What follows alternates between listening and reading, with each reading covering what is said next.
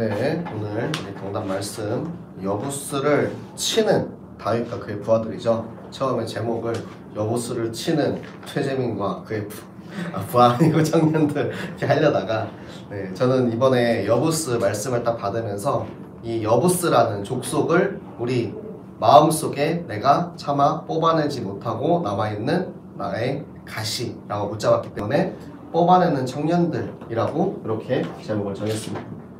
먼저 우리가 이 여부스를 보기 전에 항상 가장 먼저 확인할 것이 있죠. 우리가 항상 확인해야 할 것은 나의 정체성입니다. 그래서 오늘도 말씀에서 다윗의 정체성이 나왔죠. 다윗을 하나님께서는 왕으로 세우셨어요. 왕으로 세우셨는데 이 왕이란 것이 내가 최고다 라는 것이 아니고 내가 이 백성들을 품고 다스리는 그런 그릇이 된다 라는 거예요. 그래서 우리 이제 베드로 전서 2장 9절에 보면은 우리의 정체성에 대해서 말씀을 해주고 계시죠. 성경 베드로 전서 2장 9절 함께 한번 읽어볼까요? 베드로 전서 2장 9절의 말씀.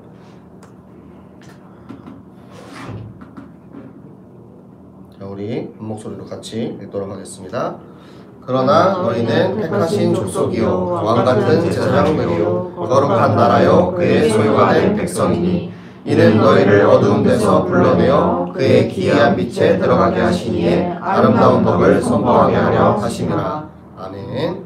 자, 우리가 왕도 되지만 백성도 되고 또 제사장도 되고 지금 이제 우리가 만인 제사장 시대를 살고 있기 때문에 우리의 정체성은 하나님께서 세우신 왕. 그럼 어느 나라의 왕이냐 이거예요. 내가 파송된 나의 직장, 나의 학교, 나의 가정, 그리고 내 자신에게 있어서 왕으로서의 정체성을 가지고 있으면 된다는 것입니다. 그러니까 강단에서 선포된 그 말씀이 나의 정체성이 되면 되는 거예요.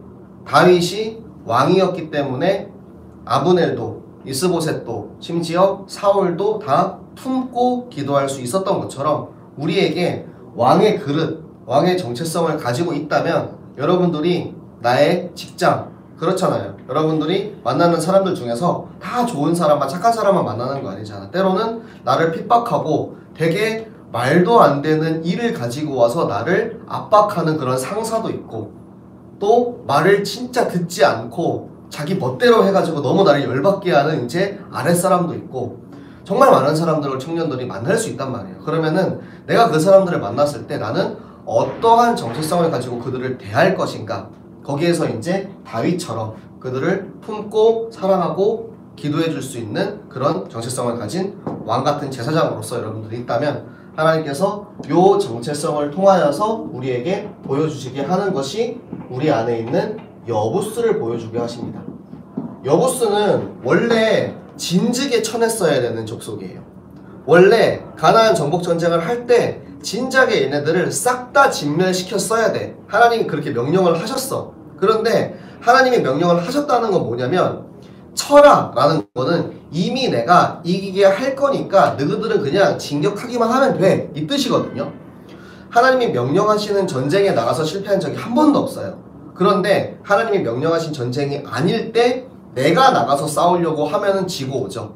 그 여리고성을 말도 안 되는 그 여리고성을 그냥 칼 한 번 휘두르지도 않고 정복했지만 여리고성을 정복한 후에 별로 별것처럼 보이지 않았던 아이성 전투에서 패배했던 것처럼 하나님이 싸우라 하는 전쟁에서는 반드시 승리하고 하나님이 여부스를 물리쳐라 라고 이야기한 거는 이미 그들을 너의 손에 줬다라는 뜻이거든요. 그런데 이들이 눈앞에 이제 저 철병거를 가지고 있고 저 높은 산성에서 수비를 하고 있기 때문에 우리가 공격을 하러 가면 질 것 같아. 그냥 우리 지금 이미 받은 땅이 있으니까 그것만 그냥 안정화시키고 있자 라고 본인들의 생각, 그러니까 내 거가 이제 들어간 거예요. 그렇게 해가지고 남아있는 이 가시가 어디에 있었냐? 바로 이스라엘의 심장부인 예루살렘에 있었습니다. 이스라엘 그 가나안 땅을 보면은 가장 가운데가 예루살렘이에요. 그러니까 수도가 된 거고 그곳에 이제 수도를 삼은 것이 뭐 모든 백성들이 와서 예배드리고 또 와서 이제 제사드리고 하는 그런 데 가장 중요했기 때문에 그곳에다가 이제 수도를 삼은 건데 거기를 지금 빼앗기고 있었다고요.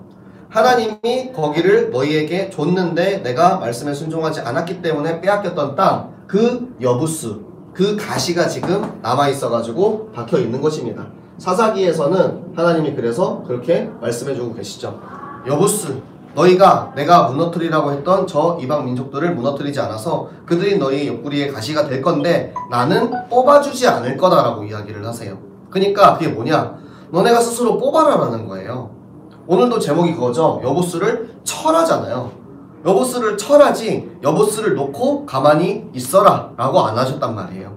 그러니까 저는 청년이기 때문에 더더욱 여러분이 진취적인 신앙생활을 했으면 좋겠어요. 제가 교회에서 어른들한테 별로 인기가 안 좋습니다. 왜? 맨날 막 싸우자 그러고 맨날 문제를 막 이렇게 가지고 나와. 그러니까 어른들 입장에서는 그냥 슬그머니 넘어갔으면 하는 그런 것들도 제가 자꾸 문제를 막 이렇게 그러니까 뭐랄까 잘 고여있는 고인물을 자꾸 제가 막 휘저. 근데 저는 하나님이 저한테 주시는 마음이 문제를 고이게 해놓으면은 그 문제가 어떻게 됩니까? 시간이 지나고 나면 다시 터지잖아요. 그러니까 조금 아파도 조금 힘들어도 가시 빨리 뽑아버리자 이거예요. 여보스를 빨리 치자 이거예요. 근데 다윗이 왕으로서 첫 번째 한 일이 바로 이거예요. 왕의 정체성을 가지고 첫 번째 한 일이 하나님이 진즉에 맡겨놨던 일인데 지금까지 우리가 못하고 있던 이 일을 처리하자는 거예요. 그래서 심장에 뽑혀있는 그 가시를 뽑으러 이제 치러 갑니다. 그런데 여부스 말 그대로 정말 난공불락의 성이었어요. 그 예루살렘 성이 그 높은 산악지대에 있기 때문에 진짜 공격하러 들어가면은 내 힘으로는 칠 수 없습니다. 공격해서 이길 수 없어요. 그런데 하나님께서 지혜를 주신 거죠. 지혜를 주셔서 수로를 타고 들어가가지고 이제 그 예루살렘 성을 정복했던 것처럼 하나님께서 하신다. 내가 결단하면 하나님께서 하신다라는 거예요. 결단에 대해서 다니엘서에 보면 나오죠. 다니엘이 뜻을 정하여 왕이 나에게 주는 그 음식을 먹지 않기로 했다. 그 다음에 어떻게 됐습니까? 왕이 주는 산의 진미를 먹지 않고 율법에 따라서 거룩한 음식만 자기가 이제 먹은 거예요. 그러니까 그 왕이 준 음식을 먹은 사람들이 더 건강해야 정상이잖아요. 그런데 오히려 그 사람들보다 다니엘의 얼굴이 더 반짝반짝 빛이 났기 때문에 오히려 관리들도 너는 그러면은 그렇게 해라. 너는 굳이 우리가 주는 왕의 음식들 먹지 않아도 된다. 그러니까 다니엘이 뜻을 정하고 난 이후에 하나님이 책임지셨다고요. 다윗이 뜻을 정하고 결단을 하니까 하나님이 여부스를 정복하셨다고요. 그러면 우리는 어떻게 해야 되겠습니까?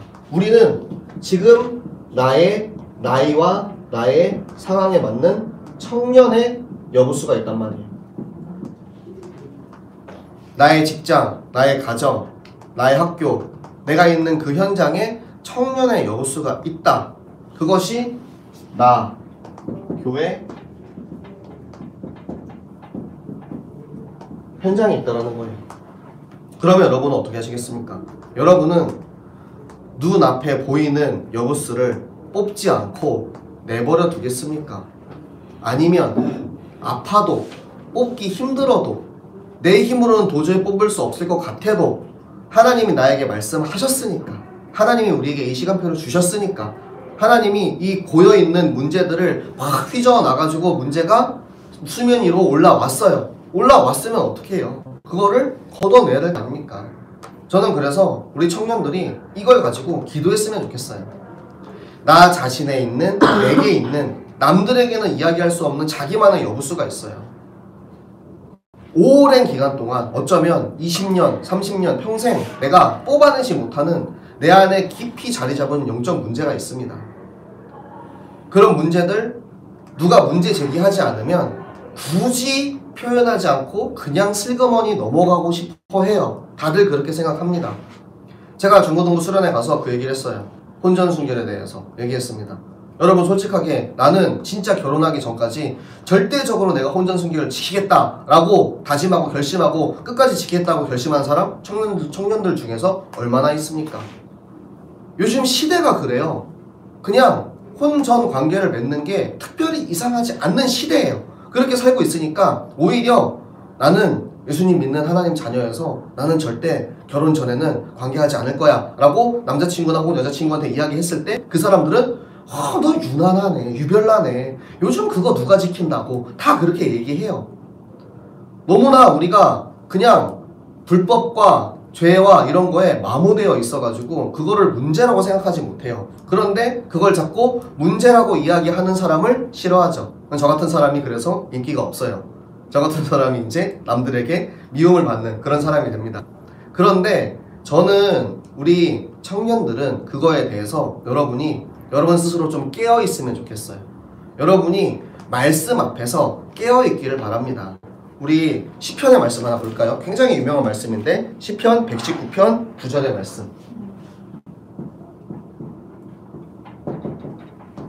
시편 119편 9절의 말씀.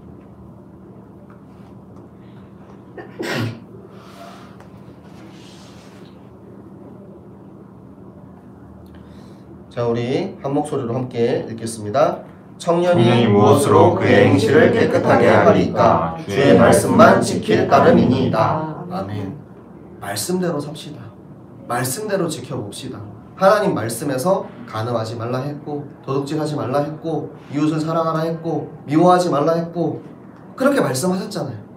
그리고 오늘 뭐라 말씀하십니까? 여부수를 치라 했고, 말씀하신 대로 나의 삶의 현장에 이 말씀 가지고 들어가세요. 그래서 먼저는 내 안에 있는 여부수, 먼저 그것부터 발견하고 확인하고 뽑아내고, 그 다음에 어떻게 하겠어요? 우리 청년회에 혹시 우리 안에 있는 여부수가 남아있다.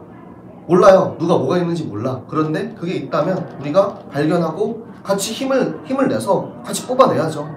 같이 쳐내야죠. 그리고 마찬가지로 회생명 교회에 문제가 있다면 그것도 쳐내야죠. 제가 수요예배 때 설교할 때 얘기했어요. 아무도 감히 말하지 못하는 그 이름, 오철로. 깜짝 놀랐네. 이제 어떡하지? 이 이름 막 말하면 안 되는데, 볼트모트처럼 말하면 안 되는 이름인데. 그런데 그 시절에 무엇이 문제였는지에 대해서 얘기하면 다 싫어해요. 왜? 그때 뭐가 문제였습니까? 담임 목사님한테 도덕적인 문제가 있어요. 그러니까 본인이 한 번도 렘넌트들에게, 청년들에게, 성도들에게 율법을 가르친 적이 없어요. 나는 율법을 지키지 못하고 사는데 가르칠 만한 자격이 없잖아요. 마찬가지로 저도 자격은 없어요. 그래서 저는 저 스스로의 여부수와 이런 것들 발견하기 위해서 굉장히 지금 노력을 하고 있어요. 내가 부끄럽지 않게 가르칠 수 있도록, 전달할 수 있도록. 말씀대로 살자. 말씀대로 살자라고 하려면 내가 실제로 말씀대로 살고 있어야 되거든. 율법을 지키면서 살자. 근데 율법이 나를 구원해주는 것이 아니고, 율법은 우리가 복음으로 도달하게 해주는 이제 초등교사 역할이거든요. 그러니까 내가 이 예수 그리스도의 이 온전한 복음으로 살기 위해서, 신앙생활을 잘하기 위해서는 율법에 대해서 우리가 마찬가지로 잘 알아야 돼요. 근데 여러분이 몰라서 지은 죄, 근데 알고 지은 죄, 모르고 지은 죄 똑같이 심판이 잇따라 했단 말이에요. 그럼 여러분 너무 억울하잖아. 왜? 목사님이 안 가르쳐줬잖아요. 나를 원망하라는 거야. 그럼 뭐냐? 내가 안 가르쳐줬으니까 내가 여러분을 가르칠 수 있도록 나 자신도, 내 자신이 이 여부수를 뽑아내는 일에 저도 마찬가지로 동참을 해야 되는 거고, 제가 올바른 말씀, 올바른 율법을 전달해야 되는 거고, 그러면 여러분들이 그것을 알고 있으면 이런 부분들을 우리가 고치고 갱신해야 된다 라는 것이 지금 교회의 시간표라는 거예요. 우리 교회에 진짜 하나님이 귀한 시간표를 주셨어요.